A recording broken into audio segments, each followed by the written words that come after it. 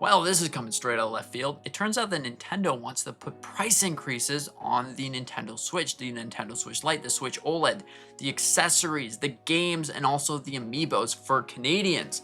But right now, the US hasn't actually been affected by these price increases. So that's good. These price increases are going to take effect on August 1st, but Nintendo hasn't actually revealed what the prices are going to be moving forward. So hopefully it's not too bad. The worst that I can see, maybe $5. $5 better be the worst. Nintendo, you put $5 on all the accessories for the Nintendo Switch 2 for US.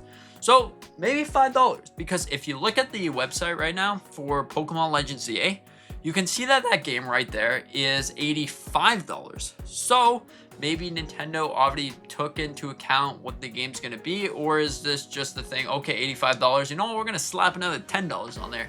So have fun paying $95. Now this right here is a massive problem, because you know what's gonna raise from the sea after these price increases? I'll give you a second to guess here. That's right, Pirates. Now, Pirates are going to raise from the sea because the games are going to be too expensive. But so far, the Nintendo Switch 2 games hasn't actually received their price increases. So my guess is probably right now the games are $80. We're probably going to see the games go up to $90. The Switch 2 games are going to be, $100, which they are currently. That is your $70 without taxes, by the way. And then $110 for the $80 price tag converting to Canadian dollars. So maybe we'll just see $90, which is still a pretty horrible thing, but hopefully it doesn't reach that $100 mark. Of course, after taxes, it will reach that $100 mark, but let's just hope that maybe $5 extra, whatever. Maybe they don't even have to raise the prices. But back to what I was saying with Pirates, it's gonna have a big impact on Nintendo moving forward, because if the games are too expensive, also, if you look at Nintendo's statement of if you modify your console will get bricked. Now, this is a massive problem, because now you be scared of, buying used games and also buying used consoles themselves. Because if you, oh no, someone's putting a make switch inside their thing, and then they're like, oh no, my console got bricked. So they can just sell it off to you, and you didn't notice until you can't play online with the console, or it doesn't even turn on anymore, or something like that. So buying used Nintendo Switch 2s is a problem.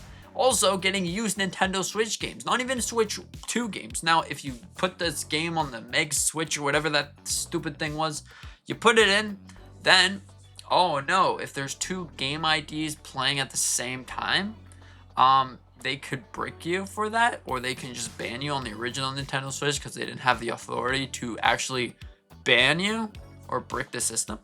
So yeah, this is a pretty mucky situation. Like, I'm not a big fan of what's going on right now. It's such a horrible thing. It's just, why, Nintendo? Why would you need to do this? But I see the situation in the world right now is pretty awful. But hey, I mean, if you got an original Nintendo Switch, I'm not, suggesting that you do this, but like, I mean, maybe this is your only option now. I'm just saying. But overall, at the end of the day, it's something that you gotta look at, because hey, they're a business, they want to make money, and that's understandable.